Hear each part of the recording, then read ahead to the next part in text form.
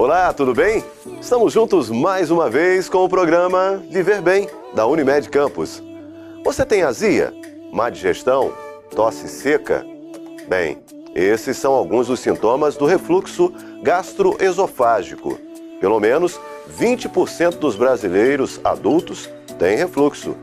Se você quer saber sobre esse tema, fique ligado na gente. Vamos ter também uma receita especial de estrogonofe de frango.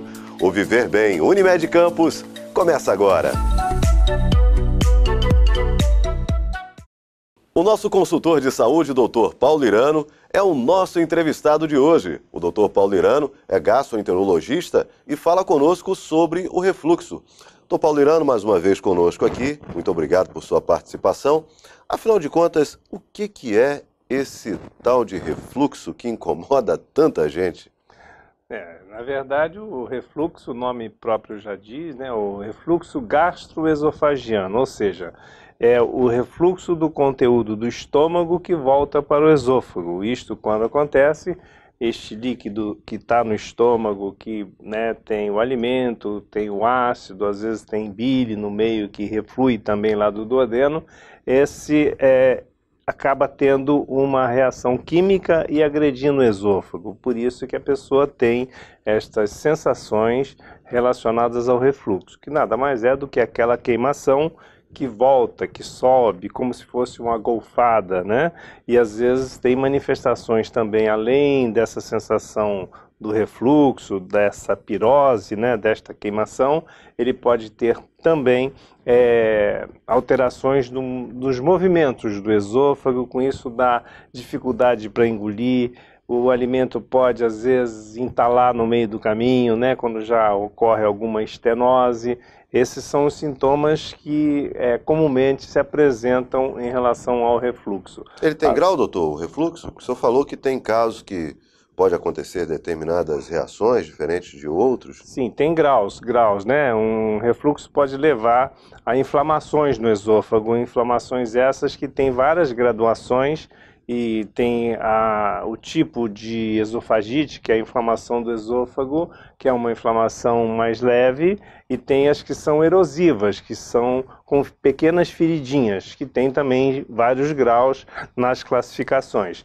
Mas todas elas dependem, logicamente, do contato no esôfago com esta secreção ácida do estômago, que acaba por lesar o esôfago. E essa variação é que muitas vezes também determina o tipo de tratamento, qual é a abordagem que nós devemos fazer, né?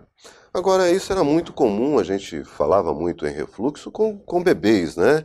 Mas por que está uma incidência tão grande de refluxo em adultos? Eu costumo dizer e fazer um paralelo, isso é interessante que todos prestem atenção nisso. Nós temos em muitos dos programas aqui alertado sobre a obesidade.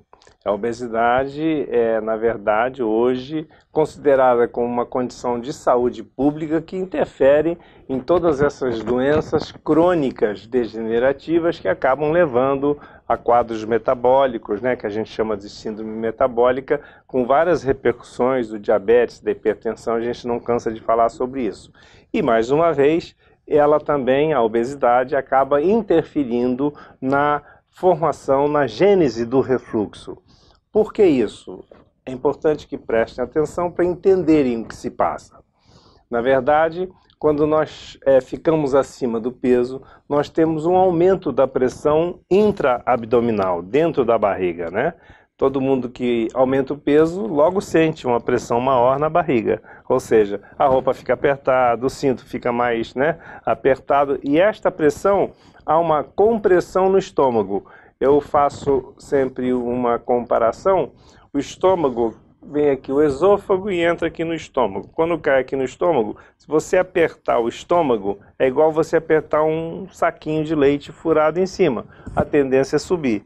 Então, a obesidade automaticamente aumenta em nível diretamente proporcional à condição predisponente ao refluxo. Então, todos aqueles que aumentam significativamente o peso, aumentam também a pressão intraabdominal dentro da barriga, comprimem mais o estômago e ocasionam refluxo. Então, isso é um dado do porquê hoje nós temos uma incidência muito maior dos sintomas do refluxo que não tínhamos antes, porque a população, a maioria, está acima do peso. Nos 54%, de acordo com as últimas estatísticas, Então, os brasileiros ou estão obesos ou pelo menos estão com sobrepeso. Sobrepeso. Então, isso já, quando se associa o aumento do peso com uma predisposição anatômica que nós chamamos da hérnia de hiato, né? A pessoa que tem uma hérnia de hiato, o que é a hérnia de hiato?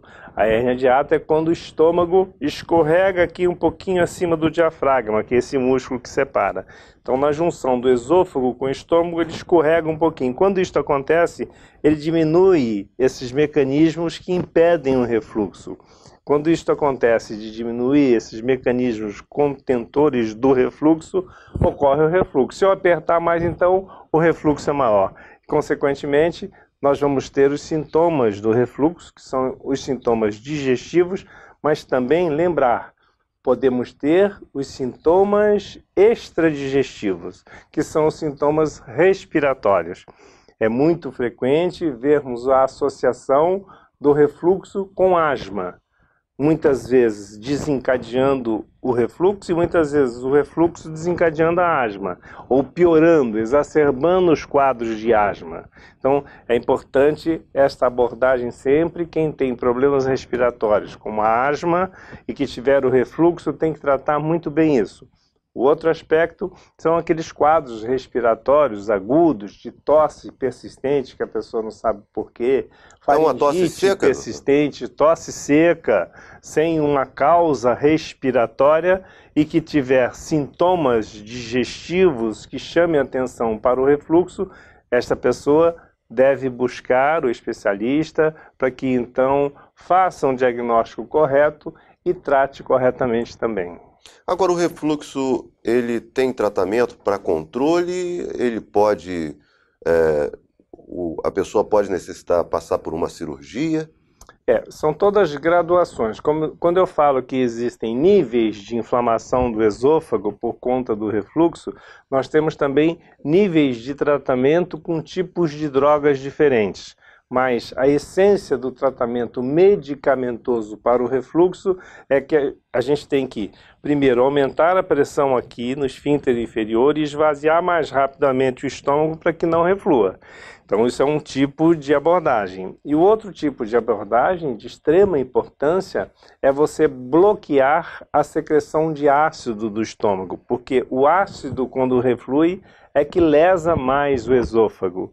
Então, se eu bloqueio e mudo esse tipo de substância que está refluindo, automaticamente estarei protegendo o esôfago. Consequentemente, se eu tenho um controle medicamentoso, eu não preciso pensar em cirurgia.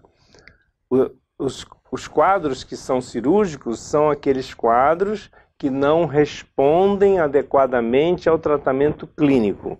Este é um dado importante, né? Então, nem todo doente que tem refluxo já caminha para uma cirurgia que vamos resolver o seu problema. Não é assim.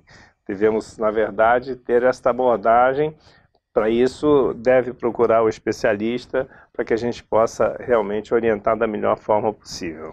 Doutor Paulo Irano, aproveitando a gente falar aqui sobre o refluxo, eu gostaria que o senhor citasse quais são os sintomas que o refluxo pode apresentar. Eu iniciei o programa falando, né, de azia, falando dessa tosse e tudo, mas gostaria que o senhor fizesse uma referência desses sintomas.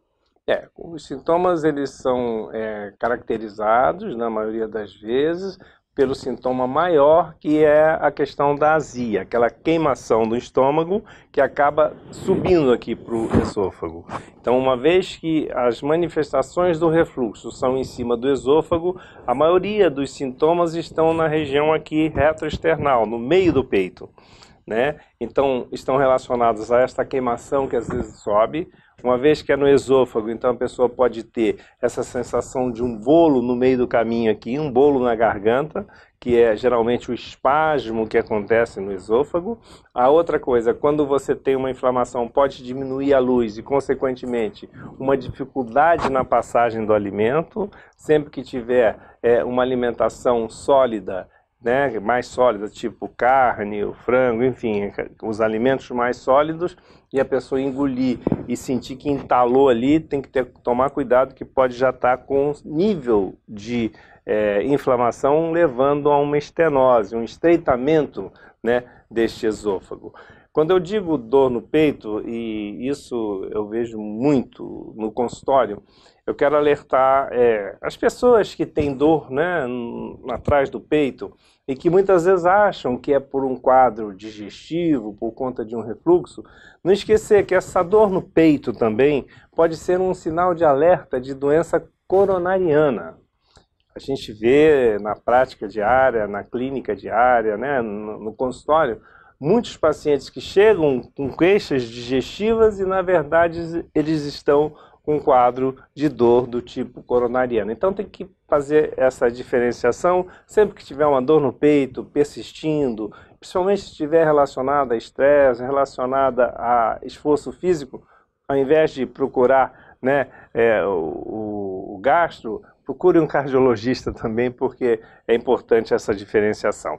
E os outros sintomas, como eu disse, são sintomas respiratórios, na maioria das vezes, otorrinolaringológicos, no sentido de faringite, laringite, tosse persistente, tosse seca, muitas vezes otite, e às vezes até sinusite. Então, tudo que leva a uma congestão, um processo inflamatório alto, pode estar relacionado ao refluxo gastroesofagiano. Isso é muito, eu diria, frequente, essas manifestações respiratórias, extradigestivas do refluxo, viu? Já falamos das manifestações, o senhor já explicou o que é o refluxo em si. Agora, é possível, né, se prevenir com relação ao refluxo? As pessoas que não têm uma predisposição genética, digamos assim? A prevenção, como eu disse no início, a relação direta com a obesidade.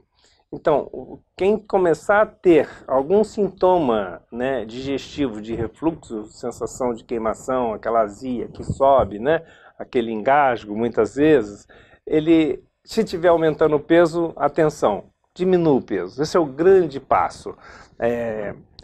Na verdade, hoje, não só a questão do peso, ele tem muita importância pela escalada progressiva do aumento de peso na população em geral, né? Mas tem, logicamente, outras medidas de qualidade de vida que melhoram efetivamente o refluxo, mesmo sem falarmos ainda em medicamentos. Mas melhorar como? Se nós estamos falando que a doença é o refluxo do estômago para o esôfago, logicamente, quando eu faço esta comparação com um saquinho de leite cheio, se eu apertar, ele reflui, é lógico que quanto mais cheio estiver esse saquinho, ou seja, quanto mais cheio estiver o estômago, maior é o refluxo. Então, eu não posso deixar o meu estômago muito cheio, principalmente se eu se alimentar e se recostar, deitar. Essa é a pior coisa que tem. Então a pessoa tem que ter algumas regrinhas. Primeiro, diminuir o seu peso. Segundo, alimentar-se mais vezes e menor quantidade, para não encher muito o estômago. Alguns alimentos também são predisponentes ao refluxo, porque eles diminuem a pressão que a gente chama aqui do esfíncter esofagiano inferior. Então, aonde passa do esôfago para o estômago, tem uma área de pressão ali que fica fechadinho. Alguns alimentos diminuem essa pressão. Vou citar alguns: o chocolate, as frutas ácidas, os alimentos gordurosos. Então, esses alimentos devem ser proscritos, retirados da dieta do dia a dia do paciente. Então, comer pequena quantidade, mais vezes, evitar alimentação gordurosa, evitar o chocolate, que também diminui muito esta pressão, e evitar as frutas ácidas, como também condimentos. A pimenta, principalmente, diminui muito e irrita também, ele é um irritante direto, né? O café também diminui a pressão no esfíncter esofagiano. O álcool, então, os que são etilistas podem observar. Sempre que, o que acontece com a pessoa? Ele está acima do peso, ele comeu demais, bebeu demais e vai deitar. ele vai ter refluxo. Vai ter crise. Ele vai ter a crise. Então, são essas medidas que a pessoa tem que aprender a conviver com ela, né? Para poder ele ter uma melhor qualidade de vida, né? Então, se ele fizer essas medidas, eu diria, dietéticas e posturais, e principalmente isso, não pode encher o estômago e se deitar. De forma alguma. O ideal é comer menos, né, em menor quantidade, com qualidade. Com qualidade. E se puder fazer até uma caminhada, dar uma voltinha, evitar de deitar, pode ficar em pé, circular. Até sentado um pouco, andar de preferência, né? Para depois sim ele se deitar. E um outro detalhe, eu faço também uma comparação. Uma garrafa, se ela estiver em pé, não sai o líquido pelo gargalo. Se você deitá-la completamente, vai sair. Mas se você recostar a garrafa, não sai. Então, tem que elevar um pouco a cabeceira da cama. 10 a 12 centímetros, elevando a cabeceira da cama. Quando ele se deitar, ele vai ficar reclinado, na verdade, evitando assim o refluxo, que na maioria das vezes, este refluxo ocorre à noite, ao deitar-se. Porque ele está na horizontal, e aí aquele estômago cheio, então ele comeu muito antes de dormir, vai dormir, vai ter refluxo, vai acordar à noite tossindo, engasgando, sufocando muitas vezes. É muito frequente isso, né? Então tem que tomar cuidado com isso. Uma vez tendo o diagnóstico, tem que adotar essas medidas para que ele possa ter uma melhor qualidade de vida. Mas o grande segredo que eu digo está no aumento do peso. Muitos pacientes, você diminuindo o peso, você corrige essas manifestações, diminui significativamente e a pessoa acaba tendo uma vida mais saudável. Agora eu gostaria, Dr. Paulo Irano, que o senhor deixasse uma mensagem para as pessoas que se enquadram, né, nessas manifestações do refluxo. Como elas devem proceder, né? O senhor já falou da questão da obesidade, que elas devem buscar uma alimentação mais saudável, primeiro perder peso. Queria que você deixasse um recado para esse nosso telespectador que está acompanhando, esse pessoal que está assistindo e fica pensando, nossa, eu tenho vários desses sintomas aí e não sei o que fazer. Eu acho que o primeiro passo, quando você tem um sintoma, qualquer que seja ele, e ele persista por mais de uma semana, 10 dias, você deve procurar o seu médico. Este é o primeiro grande passo, porque só o médico está apto a fazer essas diferenciações que nós falamos aqui e que pode dar a condução mais adequada a cada caso. Lembrar que muitas das vezes existem doenças associadas que podem se confundir nos sintomas. Então, da mesma forma que a gente está falando de sintomas relacionados ao refluxo, muitos desses sintomas são comuns e podem aparecer em casos de gastrite, de úlcera, até de câncer de esôfago ou de estômago. Então, quando tiver um sintoma que persista por mais de 10 dias, 7 dias, uma semana, procure logo o seu médico, procure fazer uma consulta, se necessário, realizar os exames que forem necessários para esclarecer e ter a certeza absoluta de um diagnóstico. Com isso, nós podemos, logicamente, fazer um tratamento adequado, orientado e seguro para toda e qualquer dessas patologias. Bem, doutor Paulo Irano, o refluxo é um tema que acaba atingindo diretamente uma parcela grande da população, mas tem outros temas que seria muito importante que o senhor abordasse aqui em outras oportunidades. Dentre eles, a própria gastrite que o senhor citou e a úlcera, que tem alguns sintomas que são até semelhantes, né, ao refluxo.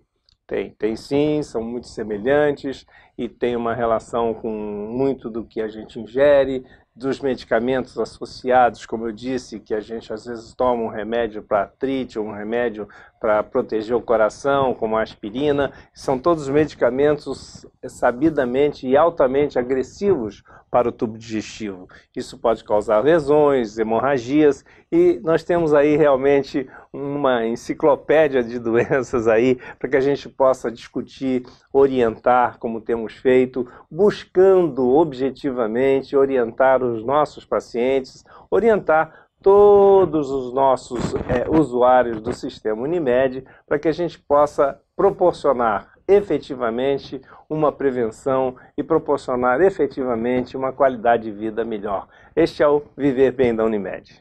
Dr. Paulo Irano, obrigado mais uma vez pela participação aqui conosco, pela condução nesse programa com um tema tão importante que é o refluxo. Até a próxima oportunidade. Até.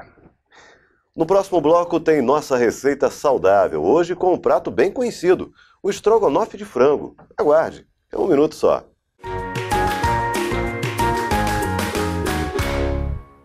Novo Centro de Diagnóstico por Imagem Unimed Campos.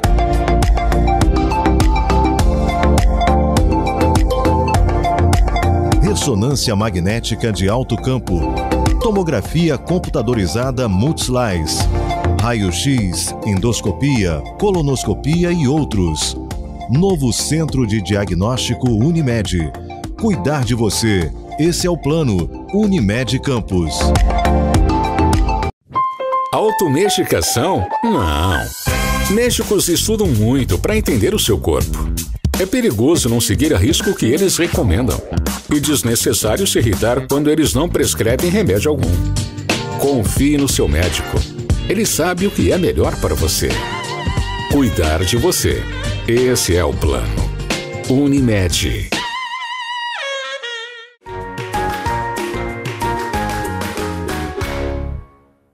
Ok, já estamos de volta. Os Jogos da Maturidade continuam com força total. Os idosos estão participando da fase classificatória.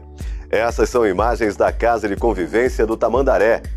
Além do claro incentivo à realização de atividades físicas, algumas modalidades são adaptadas e ligadas à cognição e memória. As modalidades são boliche, dominó, dama, encontro de hidroginástica, maratona de dança, caminhada de revezamento, chute ao gol e outras. Os Jogos da Maturidade têm a organização da Superintendência do Envelhecimento Saudável e Ativo, com o patrocínio da Unimed Campos. Uma beleza ver os idosos assim, nas atividades, participando, nessa união, nessa relação muito boa, uma relação saudável. E esse é o incentivo do nosso programa Viver Bem da Unimed Campos, Unimed que patrocina, esse grande evento. A nutricionista Rayara Murisson nos apresenta a receita saudável de hoje, estrogonofe de frango. O prato é bem conhecido. O que será que nossa nutricionista preparou pra gente? Vamos conferir.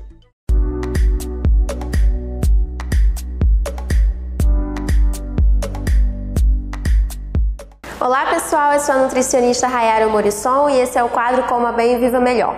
A partir de hoje nós vamos dar sequência a receitas para o seu almoço. Ao longo desse programa e dos outros dois você vai aprender a receita de um prato principal, de um acompanhamento e de uma salada. No programa de hoje vai ser a vez do prato principal, que é um estrogonofe de frango. Mas antes nós vamos dar início a um molho de tomate caseiro, que você pode utilizar tanto nessa receita quanto em outras receitas que precisam desse ingrediente.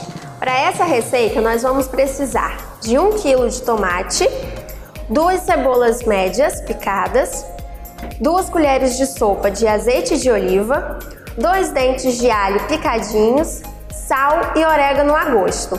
Bom, o tomate que eu estou utilizando aqui é o italiano, que é o ideal para o preparo de molhos. Ele tem um formato um pouquinho mais comprido. Se você quiser o seu molho mais rústico e mais espesso, o ideal é que você bata o tomate com a pele e também com as sementes. Nesse caso, eu retirei as sementes e estou utilizando apenas a pele. Agora, se você quiser o molho de tomate menos espesso, aí você pode retirar tanto a pele quanto as sementes. Bom, o primeiro passo é bater aos poucos o tomate no liquidificador.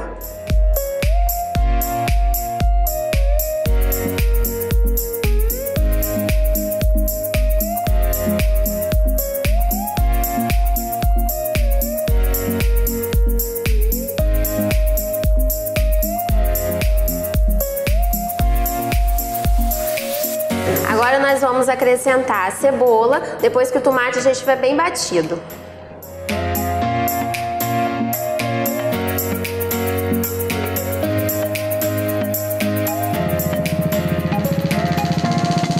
Agora que o nosso molho já está bastante batido, nós vamos aquecer o azeite e o alho no fogo.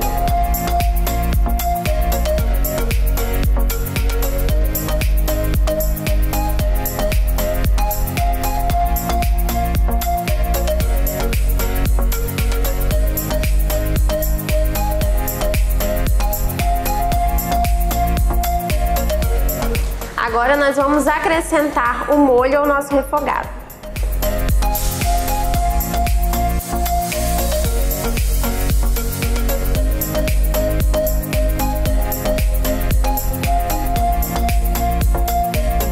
Bom, o nosso molho de tomate já está numa consistência adequada, agora é a hora de finalizar. Então nós vamos adicionar o sal e o orégano.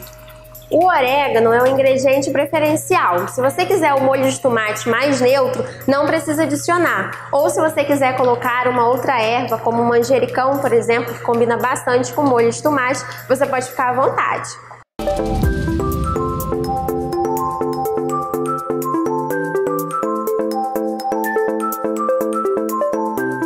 Bom, o nosso molho de tomate está pronto. Essa é a quantidade que a gente vai precisar utilizar para o estrogonofe, que é cerca de 1 xícara de molho de tomate. Como nós fizemos uma quantidade muito grande, o ideal para não desperdiçar é que você congele o resto do molho de tomate. E para isso você pode utilizar saquinhos com fechamento hermético ou potes de vidro bem higienizados e esterilizados. E aí ele tem validade de até 3 meses e você pode descongelar aos poucos e utilizar nas futuras receitas que você vier a fazer. Bom, agora que o nosso molho de tomate está pronto, chegou a hora de iniciar o nosso estrogonofe de frango. Para ele, nós vamos precisar de 1 kg de peito de frango já pré-cozido, 1 xícara do nosso molho de tomate, 1 copo de iogurte natural sem sabor, cheiro verde a gosto, 2 dentes de alho picadinhos, 2 colheres de sopa de azeite, pimenta do reino e sal a gosto. Bom, o primeiro passo é nós levarmos ao fogo o alho e o azeite para a gente poder refogar o frango.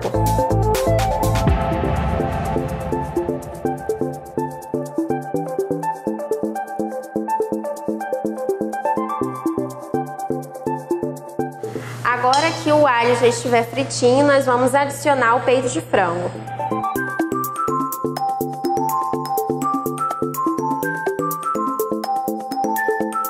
Agora nós vamos adicionar o molho.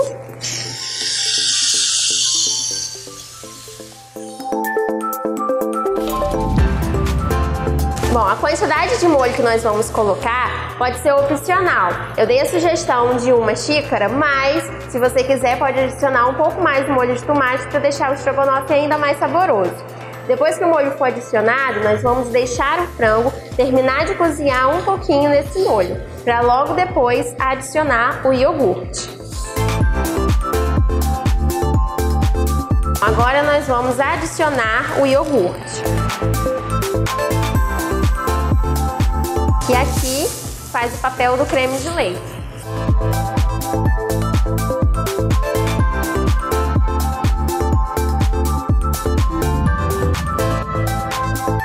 E agora, por último, nós vamos acrescentar o sal e os temperos.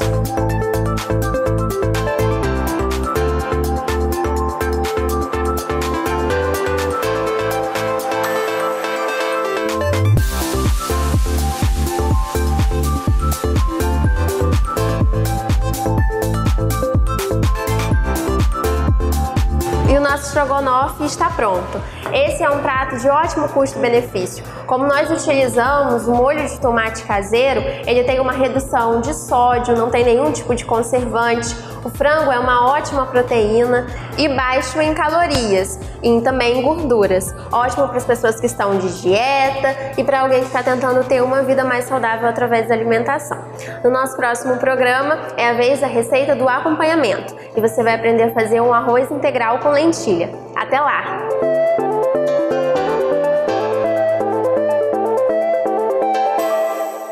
Valeu, gente. Obrigado pela companhia. Semana que vem a gente tem novo encontro. Até lá.